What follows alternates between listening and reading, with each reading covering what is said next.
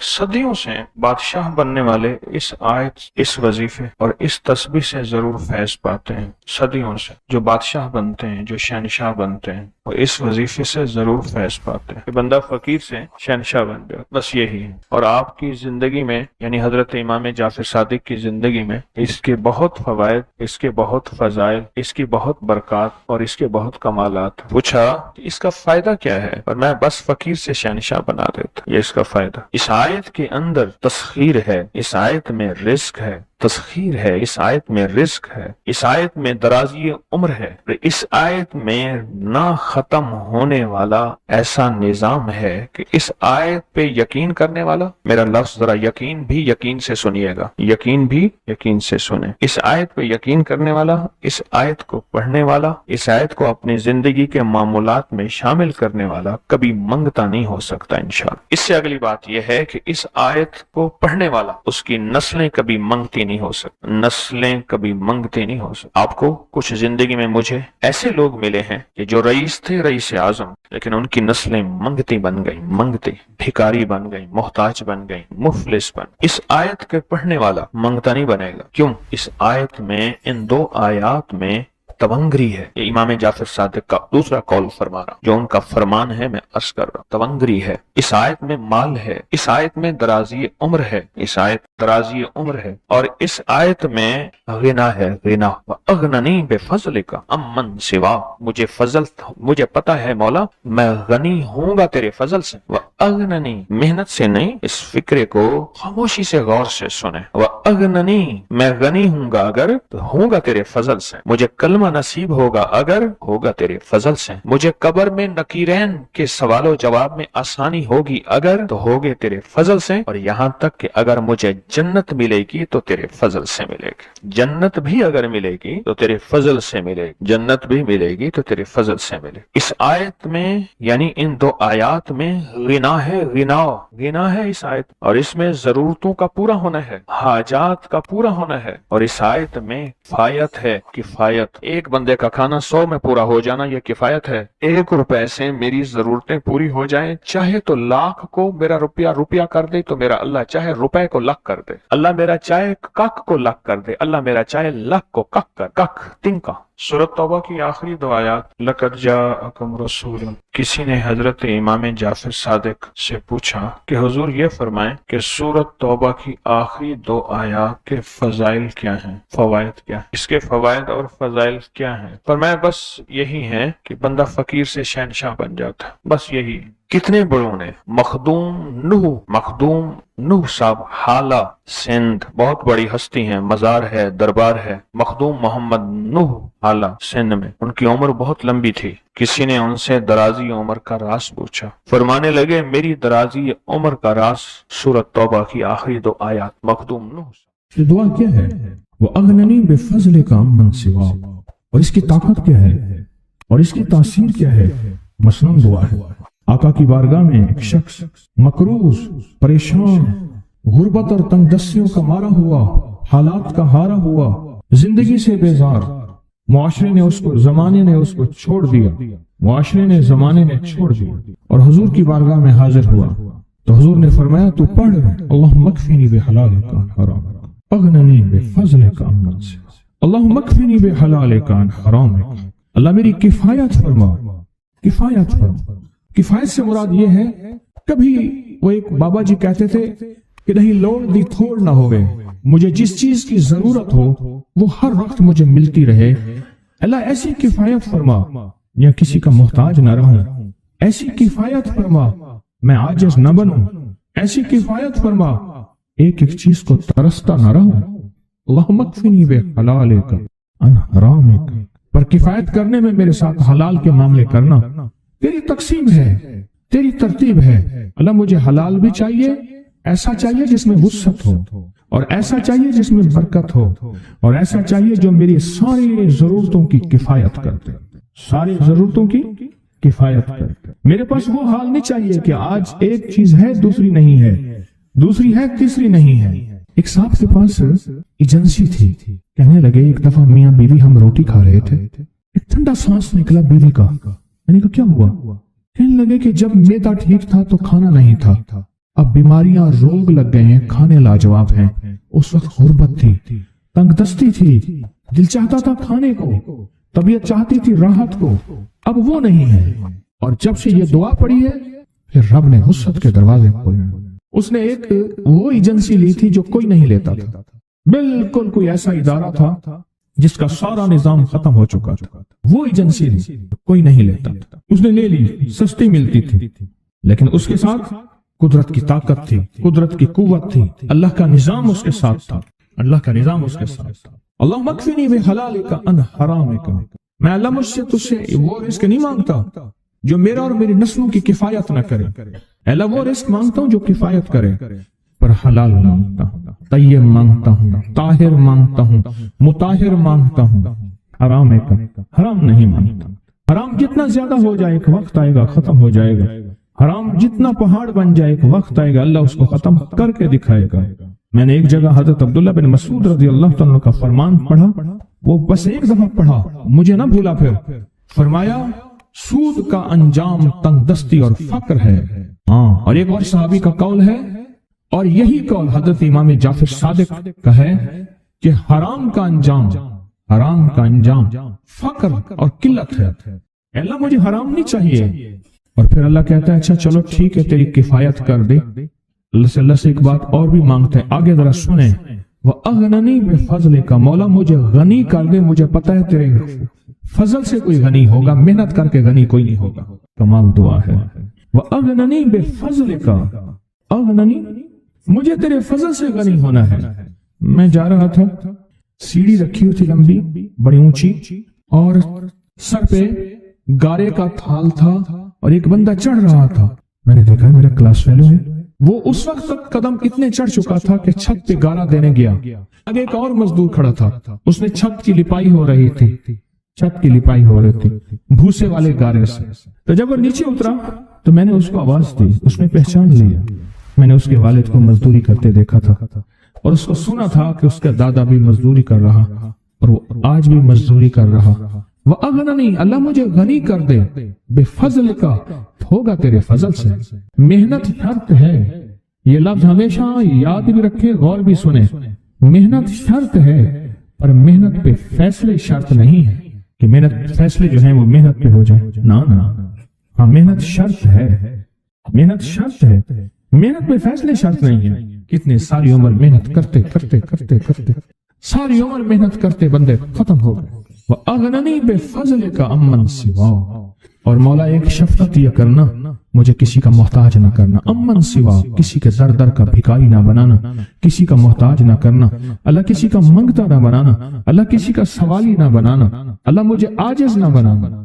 وَأَغْنَنِي بِفَضْلِكَ عَمَّنْ سِوَاكَ، اتنی طاقتور دعا ہے، اور دعا کے اندر کی طاقت کو پرکھیں، اندر کے مفہوم کو دیکھیں، اندر کے ترجمے کو دیکھیں۔ آج بھی پڑھیں گے، کل بھی پڑھیں گے، لیکن یاد رکھیے گا اس کی تعداد کو نہ دیکھیں، اللہ کی ہاں قیامت کے دن سننا غور سے، عدد نہیں تولے جائیں گے، عدد کے اندر خلوص اور اخلاص تولا جائے گا۔ اس نے اس عدد کے اندر اس کا اخلاص کتنا ہے، اس کی طلب کتنی ہے، اس کی للہیت کتنی ہے، اس کی تڑپ کتنی ہے، اور اس کا جذبہ کتنا ہے، اللہ کے ہاں یہ تولا جائے گا۔ اور پھر اگلی بات، وہ عمل جس مجاہدے سے کیا جائے گا، جس قربانی سے کیا جائے گا، جیسے آپ چوکنا ہو کے جاگ کے توجہ سے میری بات سن رہے ہیں، اس مجاہدے سے ایک نور ملتا ہے، وہ نور تولا جائے گا، اس مجاہدے سے نور ملتا ہے، اس مجاہدے سے گھروں کو چھوڑا، آپ آخری عشرے کے اعتکاف میں آپ پھر اس وقت جائیں گے جب اعتکاف ختم ہو جائے گا۔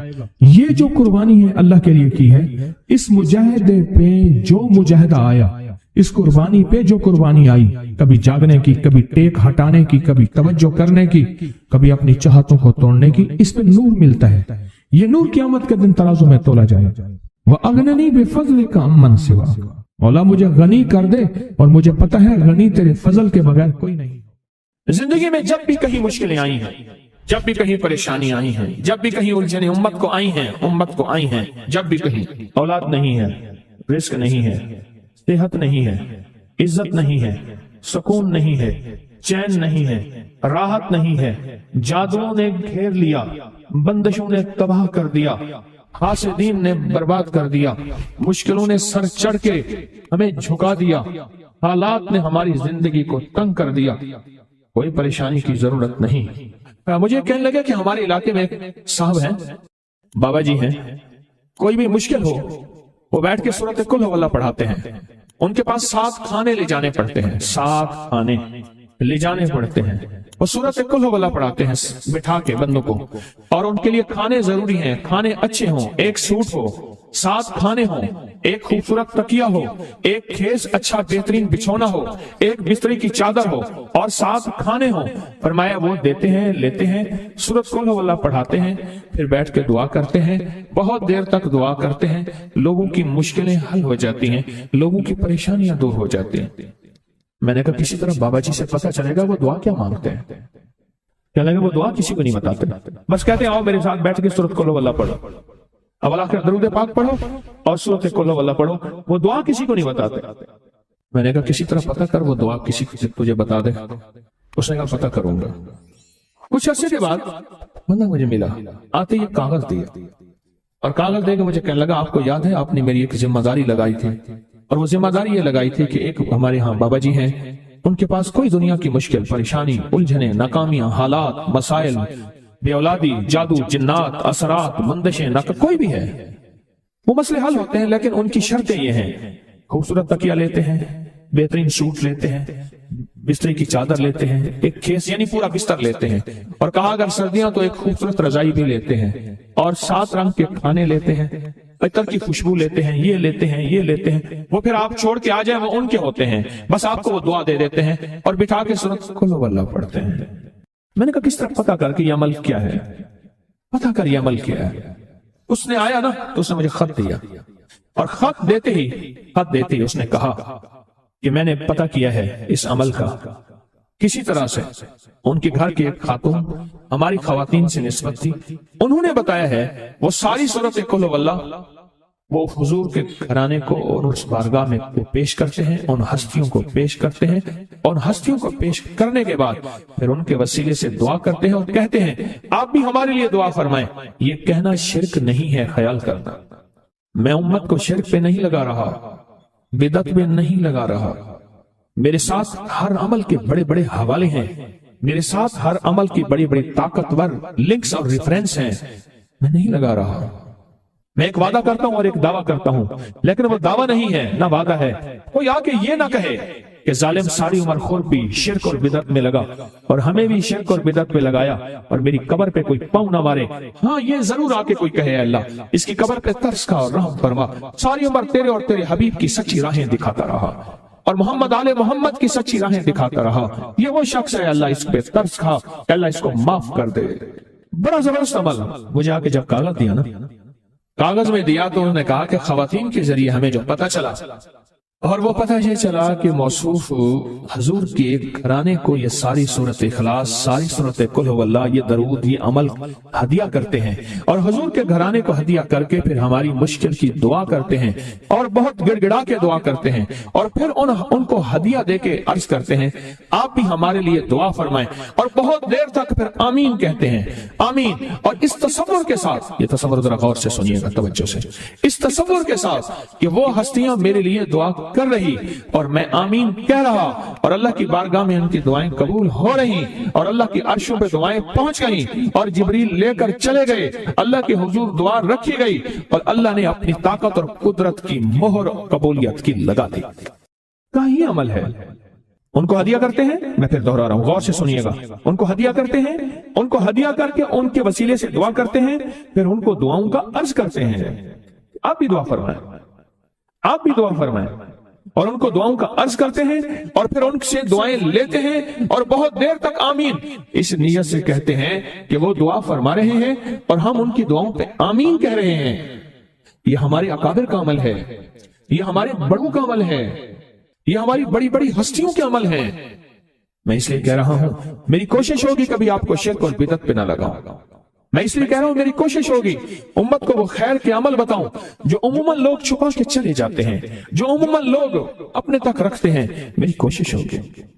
میں نے آج تک حضور کے گھرانے کو ہدیہ پیش کیا ہو، میں نے آج تک حضور کے گھرانے کو تحفہ پیش کیا ہو، میں نے آج تک حضور کے گھرانے کو نذرانہ پیش کیا ہو، اور حضور کے گھرانے کی طرف سے مجھے خالی ہاتھ لوٹایا گیا ہو۔ ممکن ہی نہیں، ممکن ہی نہیں کہ خالی ہاتھ لوٹایا گیا۔ حضور کے گھرانے کے ساتھ ساری کائنات کی محبتیں ہیں، حضور کے گھرانے کے ساتھ ساری کائنات کا تعلق ہے۔ اور یاد رکھنا، انسان بعض اوقات اپنا غم برداشت کر جاتا ہے، اپنی اولاد کا غم برداشت نہیں کرتا، اور بعض اوقات اپنے معاملے میں معاف کر دیتا ہے، اولاد کے معاملے میں بہت غم دل کو کھا جاتا ہے۔ میرے حضور کے گھرانے کو جو ہدیہ دے گا، میرے حضور کے گھرانے کو جو تحفے دے گا، میرے حضور کے گھرانے کو جو اعمال دے گا، حضور کے گھرانے کو یہ ہدیے، یہ اعمال، یہ تحفے زندگی بھر اس کو سرنگو نہیں ہونے دیں گے، زندگی بھر اس کو ناکام نہیں ہونے دیں گے، اور زندگی بھر اس کو کامیاب۔ دو تسبیح صبح، دو تسبیح شام سورۃ اخلاص کی، دو تسبیح صبح، دو تسبیح شام سورۃ اخلاص کی آپ پڑھیں، آپ پڑھیں، اور پڑھ کے ان ہستیوں کو ہدیہ کریں، ہستیوں کو ہدیہ کریں، حضور کے گھرانے کو ہدیہ کریں۔ اور حضور کے گھرانے میں حضور کی بیویاں، حضور کی بیٹیاں، حضور کے بیٹے، حضور کے داماد، حضور کے نواسے اور نواسیاں، یہ حسن اور حسین جس کو حسنین کریمین کہتے ہیں، حضور کے نواسے ہیں، یہ حضور کا گھرانہ ہے، ان کو ہدیہ کریں۔ اپنے مسائل کو حل ہوتا دیکھیں، اپنی مشکلات کو حل ہوتا دیکھیں، اپنی ناکامیوں کو ختم ہوتا دیکھیں۔ سال سے یہ عمل بتا رہا ہوں، سال سے یہ عمل بتا رہا ہوں۔ میں نے تو جس کو دیا ہے زندگی میں اس کو کامیابی ملی ہے، میں نے تو جس کو دیا ہے وہ زندگی میں ناکام نہیں ہوا۔ ہمارے یہاں ایک پیر صاحب تھے، میرے والد صاحب رحمۃ اللہ علیہ، ان کا باغ اور ہمارا باغ آپس میں اب بھی ایک ہی ہے، دیوار کے ساتھ دیوار ہے، بنے کے ساتھ بن۔ تو وہ ان کے ہاں گئے تو ایک بابا جی جھاڑو دے رہے تھے، ایک بابا جی جھاڑو دے رہے تھے، اور صبح شام کی روکی سوکی ملتی تھی، اور بس ہر وقت غلامی ہوتی تھی، ہر وقت غلامی ہوتی تھی۔ تو مجھے والد صاحب نے بتایا کہ میں اس بندے کو جانتا ہوں، اس نے اتنی مربع، اتنی ایکڑ، اتنی زمین جو ہے اٹھا کے ساری پیر صاحب کو دے دی، اور ساری زندگی پیر صاحب کے 2 وقت کی ایک سوکھی پوکی روٹی، آخر وہیں مر گیا اور اس کو کفن دے کے دفن۔ اسے پیر صاحب نے مجبور نہیں کیا، پیر صاحب نے مجبور نہیں کیا۔ دعاؤں کی طاقت ہے، دعائیں نسلوں کو کھلائیں گی، پلائیں گی۔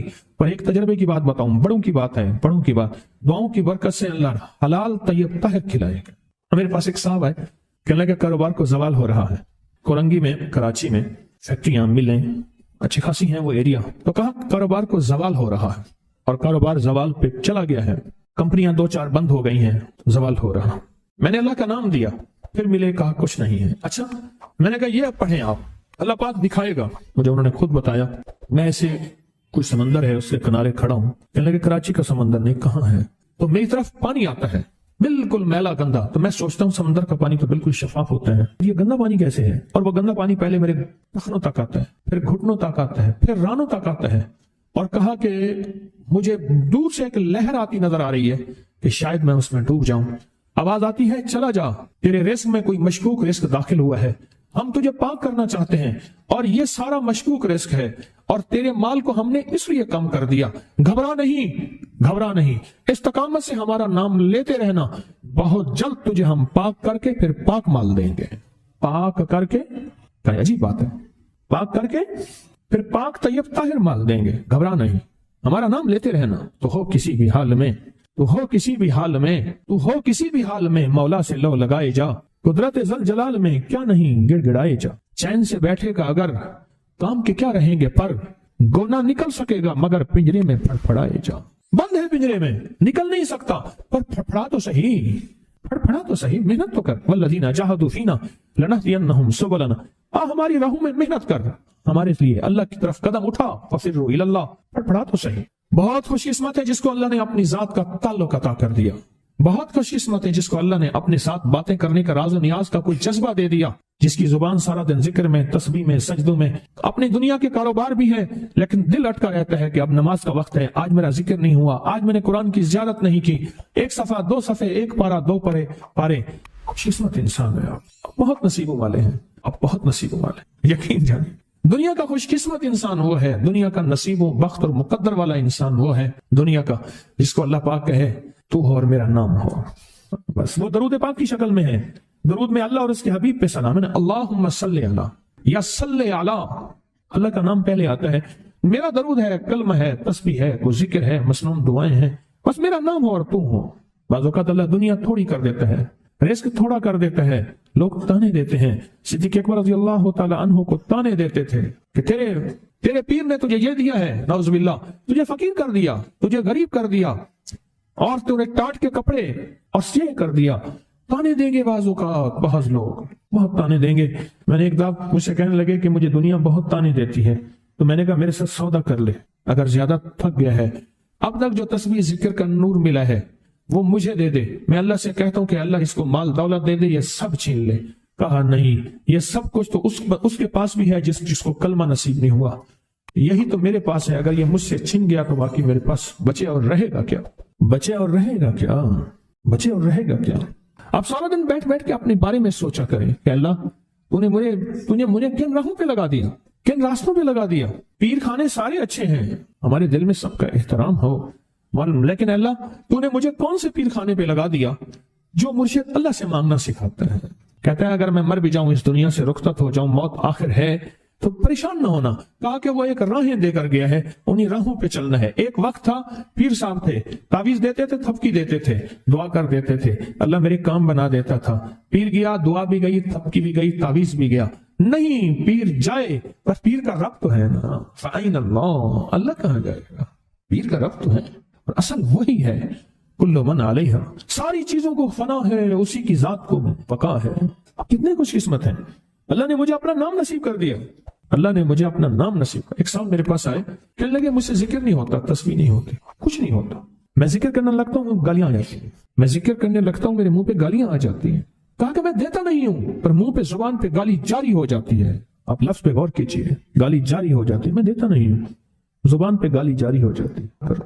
تو ممکن ہے کہ میری زبان پہ ذکر ہو۔ میں نے اس سے پوچھا کہ کیا کرتے تھے؟ اس کا کوئی پیشہ ہے مناسب نہیں۔ والد کیا کرتا تھا؟ اس کا بھی پیشہ تھا، اس پیشے کا اثر، اس رزق کا اثر، اللہ نے اپنا نام چھین دیا۔ دولت ہے، سب کچھ ہے، مال ہے، دنیا میں ظاہری عزت ہے، پر اللہ نے اپنا نام، اپنے نام کی لذت، اپنے نام کی حلاوت چھین، اپنے نام کی حلاوت چھین۔ اسے کہا صرف اور صرف درود پاک پڑھ، بس صرف درود پاک۔ پھر نہیں پڑھ سکتا۔ میں نے کہا پڑھے گا انشاءاللہ۔ میں نے اسے عرض کیا کہ میرے سامنے 11 دفعہ بیٹھ کے درود پاک پڑھ، جو درود تجھے آتا ہے 11 دفعہ بیٹھ کے پڑھ، درود پاک پڑھ۔ اور 11 دفعہ پڑھا، اس کی زبان پہ نہیں آ رہا تھا، آتا تھا پر زبان پہ نہیں آ رہا تھا۔ اس نے پڑھا، اور اللہ کے نام کی برکت ہے۔ کیوں میں نے درود کیوں بتایا؟ کہ اللہ کے نام کی برکت ہے کہ درود پاک وہ واحد عمل ہے، فرمایا اگر ریاکاری، دکھاوے کی نیت سے بھی پڑھو، اللہ کہتا ہے قبول ہے۔ دکھاوا، ریاکاری، لوگ مجھے نیک کہیں، لوگ واہ واہ کہیں، اللہ کے لیے نہیں کر رہا، حالانکہ یہ عبادت کبھی بھی اس کی بارگاہ میں قبول نہیں ہے، کبھی بھی قبول نہیں ہے جو اللہ کے لیے نہ کی جائے۔ پھر اللہ کہتا ہے نہیں، مجھے اپنے حبیب پہ درود اتنا پسند ہے کہ درود پڑھو اور جس حال میں پڑھو، حالانکہ مومن ریاکار تو ہو ہی نہیں سکتا، جس حال میں پڑھو میں قبول کروں گا۔ میں نے کہا میرے دل میں اللہ نے یہ بات ڈالی اسی وقت، اور یہ دلیل کے ساتھ ڈالی۔ میں نے اس کو درود بتایا، اور اللہ کا نظام دیکھیں، اس کی شان کریمی دیکھیں۔ پھر جو اس کی زبان پہ درود جاری ہوا، مجھ سے کہنے لگا کہ میں ہفتے میں 1.25 لاکھ کر لیتا ہوں، ہفتے میں 1.25 لاکھ کر لیتا ہوں۔ ایک دو اس نے مجھے عجیب خواب سنایا، کچھ خواب ایسے ہیں جو یاد رہتے ہیں۔ کہنے لگا میں دیکھا کہ ہاتھ ٹکڑے ہو رہے ہیں، ہر چیز ٹوٹ رہی ہے، اور ایک شور ہے، کوئی گونج ہے، اس کی وجہ سے ہر چیز ختم ہو چکی، اور مجھے کسی نے کہا قیامت آ گئی ہے۔ پریشان ہوں، کہاں جاؤں؟ ان المفر کلا لا وزر الى ربک یومئذ المستقر، کہاں جاؤں؟ آخرکار کہا کہ میرے ساتھ ایک بندہ دوڑتا ہانپتا کامتا آیا، اور وہ بھی پریشان تھا۔ میں نے کہا یہ بھی میں اتنا ہے، پوچھا کہاں؟ کہا قیامت آ گئی، کہاں جاؤں؟ بس ہم دونوں پھر ایک طرف دوڑ پڑے۔ آگے دیکھا تو ایک بہت بڑا ترازو ہے، اور مجھے پکڑ کے کہا تیرا نام اعمال ہے، جلدی کر۔ کہا کہ میرے پاس ایک طرف پہاڑ کے پتھر کالے تھے، اور اس میں کوئی کالے جانور تھے، اور کہا یہ سورا تیرا گناہ ہے، سب ہے۔ اور ایک طرف ترازو تھا، اس میں چند ذرے تھے اور کچھ بھی نہیں تھا۔ کہا یہ تیری نیکیاں ہیں۔ کہا میں نے سمجھا بس ختم ہو گیا۔ اللہ پاک جل شانہ کے فرشتے آگے بڑھے، اور کچھ چیزیں اٹھا کے نا ایسے ترازو میں ڈالتے جا رہے تھے جو نظر نہیں آ رہی تھی، پر ایسے محسوس ہو رہا تھا کہ ان کے ڈالنے سے ترازو ایک دم ہلا ہے، کوئی وزنی چیز آئی ہے۔ ابھی بہت سارا باقی تھا کہ ترازو میرا جھک گیا، اور میں جا تو کامیاب ہے۔ میں نے پوچھا یہ کون سا عمل ہے؟ کہا تو نے عشق اور جذبے کے ساتھ وہ جو درود پاک پڑھا تھا، یہ وہی عمل ہے۔ اب قیامت کے دن بندہ جائے گا قبر میں، جب بندہ جائے گا تو وہ بندہ جو ہے پریشان ہوگا، تو اچانک ایک دروازہ کھلے گا، اس میں روشنی آئے گی اور ایک نیک جوان صالح خوبصورت اس کے ساتھ بیٹھے گا اور اس کے ہر سوال کا جواب دیا جاتا جائے گا، ہر سوال کا جواب، اور منکر نکیر چلے جائیں گے اور اس کی قبر میں جنت کی کھڑکیاں کھل جائیں گے، جنت کے دروازے کھل جائیں گے۔ پوچھے گا یہ کیا ہے، آپ کون ہیں؟ کہا وہ درود ہوں جو دنیا میں تو اٹھتے بیٹھتے سوتے جاگتے پڑھتا تھا، وہ درود تو دنیا میں مجھے نہیں بھولا تھا، آج میں تجھے نہیں بھول۔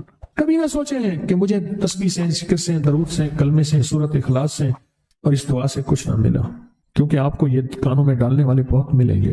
کیا پایا، کیا ملا؟ فلاں کو تو یہ ملا، فلاں کو تو یہ ملا، تجھے کیا ملا؟